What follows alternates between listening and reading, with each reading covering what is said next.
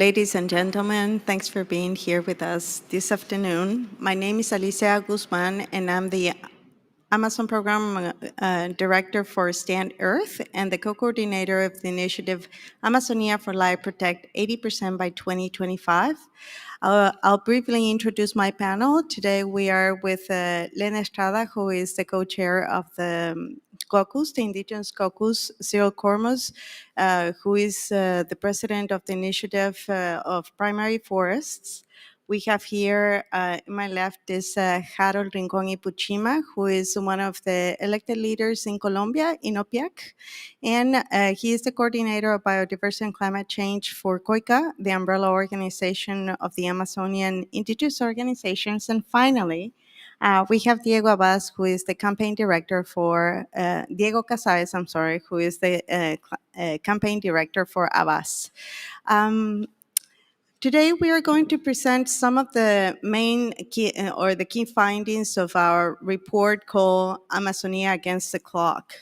So I don't want to give you a lot of statistics, although our report is full of statistics, but some three main messages today. The first one that I'd like to address is that given the rates of deforestation and degradation combined, the Amazonia has reached a tipping point. I've said it in many other places, but to understand the tipping point, you need to understand in a human body, you'll be metastasis with cancer. So what does this mean? We consider that this level of destruction shows how far different drivers in the Amazonia, such as oil, mining, agriculture, and others have expanded. And in the process, there have been many indigenous leaders and environmental defenders that have been killed between 2015 and 2020. Nearly 300 indigenous leaders and defenders were killed.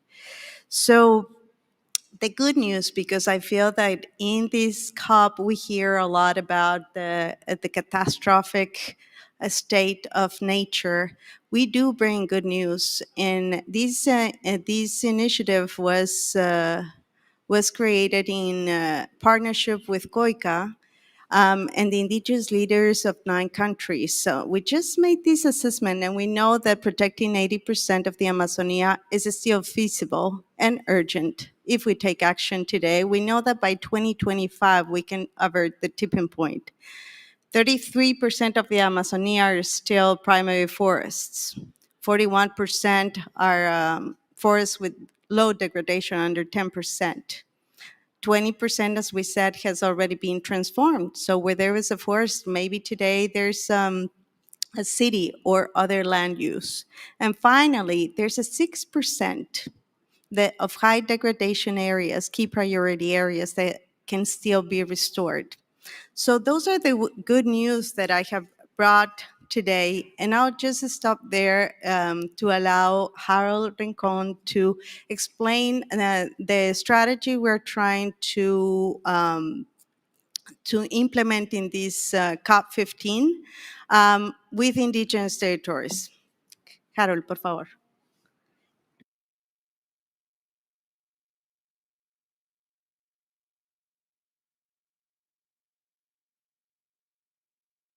Okay. Buenas tardes. Good afternoon. Greetings to you all.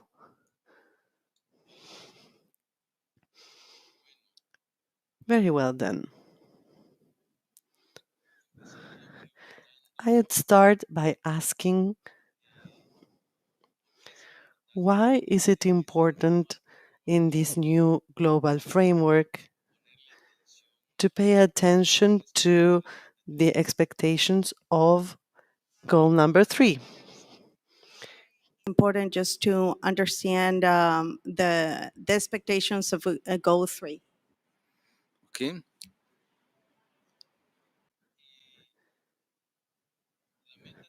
And goal or target 3 rather will show a topic that will enable to understand in a much more consistent manner what is biodiversity. presenting understanding of biodiversity. That is the concept and the notion of ecosystemic connectivity. Ecosystemic connectivity. ¿Y qué representa And what does ecosystemic activity represent for human nature? Because it will have to create some strategies on the behalf of governments in order to start thinking in a much more efficient manner how to protect biodiversity.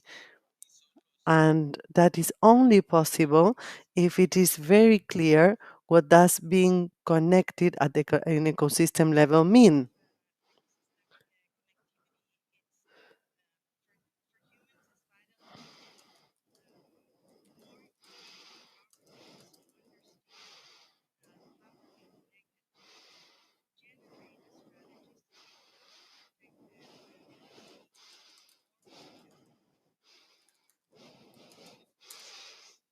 So, protected areas on the one hand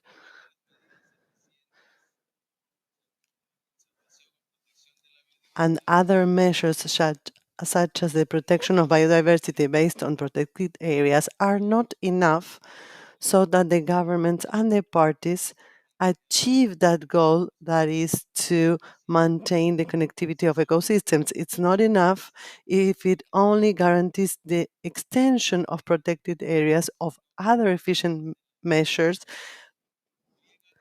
but the important thing is to expand measures, expand protected areas, but that the governments have the possibility to expand indigenous territories in order to abide by it in a much more effective manner the connection at the ecosystemic level.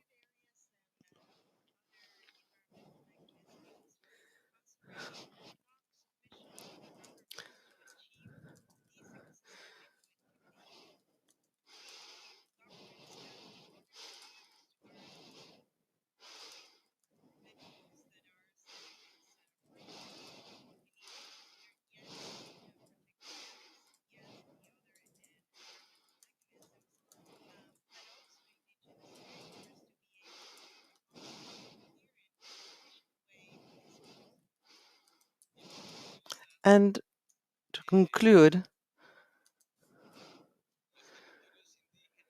indigenous territories have the highest statistics and the most holistic ones and the most efficient mechanisms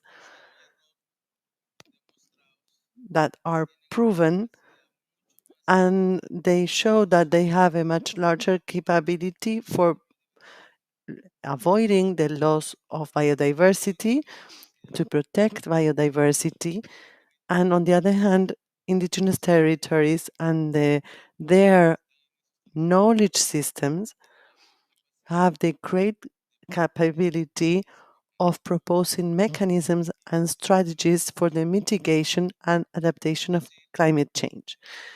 That is to say, there is a win win situation between governments and indigenous territories in order to comply with two goals. One, to guarantee the protection and connectivity of strategic ecosystems on the one hand, and on the other hand, to comply with the support of the CNDC of the parties. That's what I would say, Alicia. Thank you.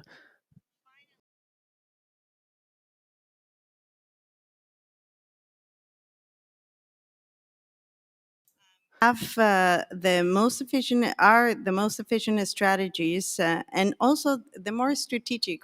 Though it's written, it's under the strategic strategies, proven by essay and an error, basically with a scientific basis.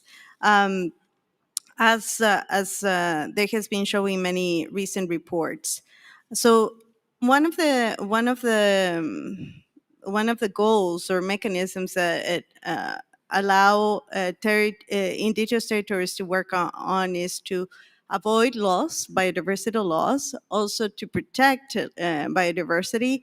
And also there's the role of the indigenous knowledge systems that allow us the capacity to propose strategies for mitigation and adaptation, not just for governments. There's a win-win for everyone that it's involved once we when we start including the indigenous territories, especially considering the key priority areas that allow each country to achieve their NDCs.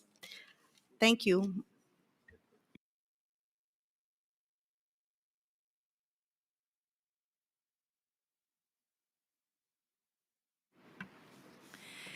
Muy buenas tardes a todas y a Good afternoon, everyone. eh, Indigenous territories are a new category that is being requested for it to be removed from brackets as the goal number 3 is drafted. It is almost included, but we request to remove the brackets so that we manage this inclusion. It was a very hard work, long work on our behalf, and it's also a mandate, a proposal from our authorities in Amazonia that started in our region and that has been brought to these international scenes. So indigenous territories, was already inserted in Geneva as a new category in the text, specifically of Target 3. And we requested its inclusion as the indigenous peoples of the Amazon. It has been a hard and long work, and it's based on the mandate of our communities and grassroots in all the region. con, el, con, el, con la inclusión de territorios indígenas. With the inclusion, we then consider finally within the International Indigenous Forum for Biodiversity because we agree all indigenous people in the world in that the most important thing for the indigenous people is the land. And if we want to ensure biodiversity and for that biodiversity to be maintained, then we might also ensure the survival of the cultures that manage indigenous systems of knowledge that are pre-existent to the states that we have today, pre-existent to the areas of conservation that were formed or the areas of protection that those are the ones considered within this goal number 3. Of indigenous territories has already been adopted as the official position of the Indigenous Peoples Caucus here at COP15. And this decision represents all of the indigenous peoples of the world. And what it's most important, this is a key element, the most important element for indigenous peoples to guarantee the pervivencia, the life, the long-lasting life of our cultures that existed previous states and protected areas. Pero lo más importante aquí But here, the most important thing is for us to consider that this is an inclusion that not only comes at the time that we are in now amongst negotiations and the indigenous of the Amazon, but it is a agreed position of all indigenous people in the world. And this voice is important to be heard whenever we take any determination or decisions in negotiations. When the negotiations, this is not just the most important thing to consider is that inclusion does not come just from these negotiations, but from a process that has happened not just at the COPs, but to build a consensus among all indigenous peoples around the world. y que la voz de los And that the voice of the indigenous people must be taken into account whenever decisions are made in the framework of these negotiations. The voice of the indigenous peoples have to be taken in account for the decisions that this COP15 will make. sí, porque como ya se ha Because as it has been said before, in the indigenous territory is where we can have most assurance of maintaining biodiversity. Thank you. Is where most of the biodiversity can be guaranteed, since most of it is it's located in indigenous territories. Sorry for any redundancy. Please, Cyril. Thank you, Elena. Thank you very much. My name is Cyril Kormos. I'm executive director of a small NGO called Wild Heritage based in Berkeley, California. I'm on the steering committee of this wonderful initiative, Protect 80% of the Amazon by 2025, and just launched the Primary Forest Alliance, which is a new coalition of organizations calling for a moratorium of industrial activity in primary forests around the world. My work here at the COP, aside from supporting this initiative, is to promote the idea of primary forests as one of the most important concepts and areas where this convention could focus and direct financing to for a number of reasons. So primary forests are places where you have a hyper concentration of benefits. You have by far the largest amounts of biodiversity on the planet. At least 2/3, probably 80% or more of the terrestrial species are found in primary forests. They have immense carbon stocks, so they're vital for climate change. And they are also the homelands of indigenous peoples, and often, very often, in good condition precisely because they are the homelands of indigenous peoples. So the convergence of those three things, the very, very high biodiversity, the extremely high carbon stocks, and the importance of these places to indigenous cultures and livelihoods around the world, creates a nexus that could really attract new and additional finance, global finance, at very large scales. So we could help achieve social justice objectives, resolve the biodiversity crisis, and address the climate change crisis all together in one place by leveraging new finance, for example, by reversing perverse subsidies and by directing much more climate finance to these indigenous territories. So primary forests is a focal point that could really attract very large scale financing and support for indigenous rights communities in protected areas if we can include it here in the text in the negotiations in Montreal. Right now, unfortunately, that's not happening, and so that's a key focus of us here is to see if we can still get the notion of primary forests in the text. But it's a very, very core concept, and it has enormously high potential to be leveraged to support both financially and in terms of rights the work of this initiative and of indigenous peoples around the world. Thank you very much. Thank you, Cyril. And we'll finish today with the intervention of Diego Casais from Abbas.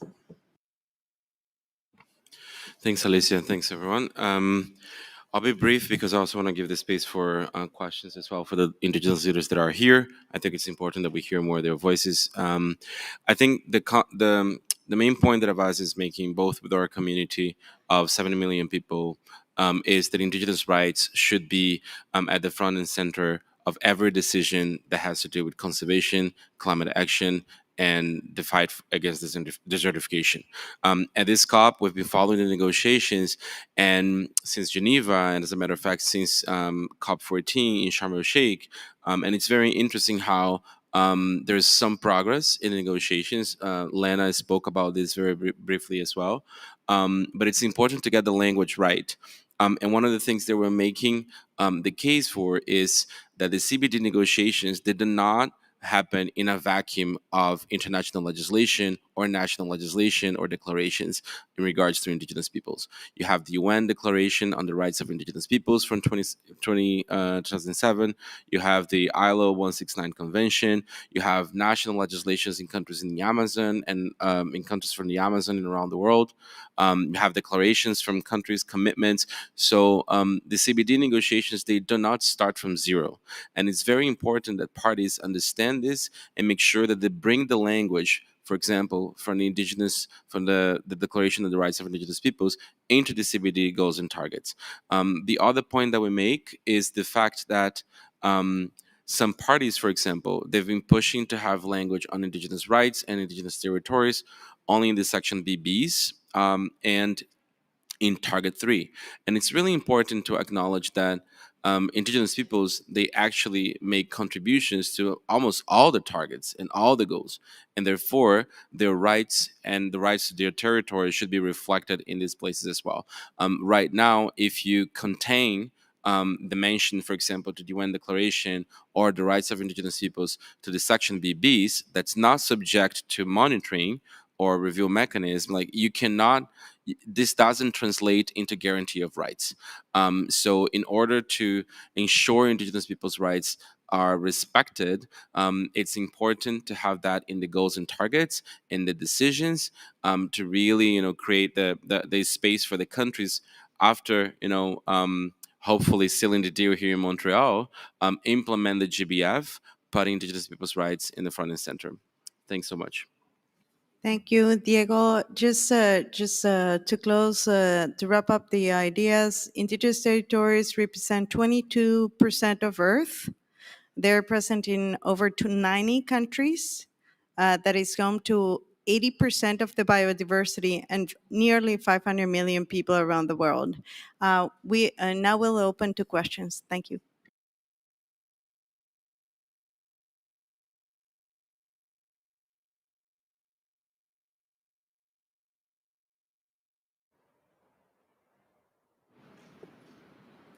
No questions? Go ahead, Carl. It's a great panel. Oh, yeah, thanks. Hi, great panel. I was wondering if you guys could give us any intel on conversations around language to acknowledge the distinct qualities of indigenous territories as opposed to just bundling them into OECMs.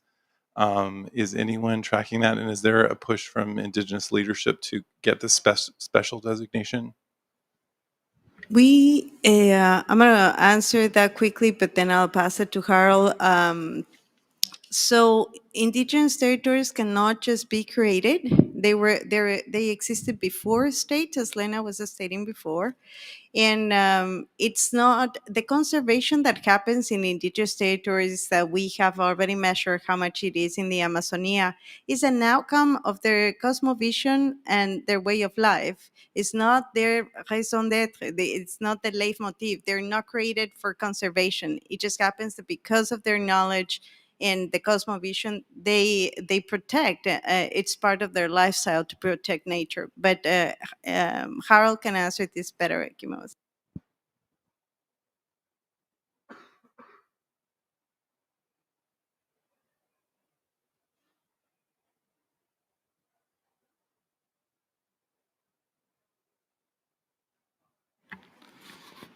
Sí, no. Bueno, lo que pasa es And what happens is that the agreement comprises many issues, plenty of issues, and we had to strategically identify what was the most important issue. And our decision was to, let's say, was unanimous in that the indigenous people have identified that right now their primary fight is about their territories. The COP15 text, specifically the framework, it has a lot of different topic areas, themes that are that pushed us to identify which will be the most important fight here. And we define that as it stands right now, it's indigenous territories. We chose that it will be indigenous territories. But let me continue one sec. Entonces, la pregunta es si es que hemos definido la diferenciación. Okay, sí, entonces, And so, if we had to choose a strategy that would allow indigenous people to be at ease in the way as to how we're going to be building the new figures that CB. And in that regard, we had to strategically put up the fight for topics of concept. At a moment, we said that at least to have it remain in the glossary. So that concept of indigenous territory, because 2 years ago it didn't exist. It wasn't on the text. The concept is in goal number 3 of indigenous territories is in the technical and political effort at the Congress with all of its allies that have created and with all the government that have believe in that they have the assurance that the indigenous territories contain the most important element today above other protected areas because statistically we have shown of course that they have the capability to protect biodiversity. So for us the ballot concept is the one that will be on number 3. When we're talking about the glossary, it was just one more strategy or it's just in one strategy or it's minimally said in the glossary something that when the different government will go and do their biodiversity plans in some way that will force the government minimally to do prior consultations. For that reason, we believe that the ballot comes is the one that we are putting in number 3. Basically, so based on this decision, we built a strategy, and we understood that in the 2 years ago there was no mention of indigenous territories, so which is incredible. But we understood that we needed to establish what was the concept of indigenous territories. And in this battle that has been between Geneva and today, we have gone from indigenous territories in different targets to defining today target 3. But we also thought of just including it in the glossary because it's not in the glossary. And today there is a definition that we have been working and we have been bringing to the debate within the caucus. And there's an effort that has been a technical effort, a very hard political effort, and with governments that to make sure those governments that believe that indigenous territories have the elements the elements that position them even farther than protected areas for to preserve biodiversity. So that's this glossary and this concept that today we have. It has been a big process that it will serve eventually also to governments to implement their commitments, their climate commitments and biodiversity commitments in the future. Thank you. Senator. Thank you. I have a little worry because I believe the greatest portion of biodiversity is located within the indigenous people's habitat. Naturally, it's natural. We can't argue that. And we are here to push up the concept of primary forest. And I'm surprised that when Mr. Camus presented, it seemed as if there are some difficulties in including this aspect on the table of negotiations. To me, it's funny. It's like a farce because these biodiversity portions all over the world serve governments, first of all, because government exploit them through diverse way, through mining, through lumbering, and several other activities. and it is but on their interest to protect it, to preserve it, and to make sure future generations benefit from it. So government should be standing by this initiative to push it on the negotiation table. Secondly, the enterprises, the economic world actors should be supporting it too, because they do business. I want to talk about those who import and export timber. And so if they don't push it on the table to make sure primary forest is developed, in the next 100, 200 years, they won't have their business running again. Indigenous people who have an interest, they should keep having this interest, because it is their habitat and they get all their well-being from it. And so they must make sure they multiply their efforts to push it on the negotiation table. I mean, globally, I want to feel that be it the CBD or the Nagoya, they have a very high interest on negotiating it or putting it on the table. So my question, what is the trick behind this blockage? Thank you. Thank you. So, without wanting to get into too many details in the negotiations, but right now there is text, there is language proposed for intact ecosystems, but intact is not defined in the negotiations at all, and it's interpreted in many different ways. Some people define intact as primary, but only the very largest areas. Some people define intact as areas where you can still have industrial logging and other forms of exploitation. So it's not clear at all what this means, and the concern is that it will be used as a massive loophole to include all sorts of activities that will not protect primary forests and their ecosystem integrity. So we think it's very important that we actually be explicit and clear, and that the term primary is included somewhere in the negotiations. How to do that? At this point, it's, we're into the ministerial discussions, so we need to find a very progressive, visionary minister who's interested in our issue. But that I think is the trick. Thank you. Thank you all. The time is over. And if there are any further questions, please find all panelists outside the press room. Thank you.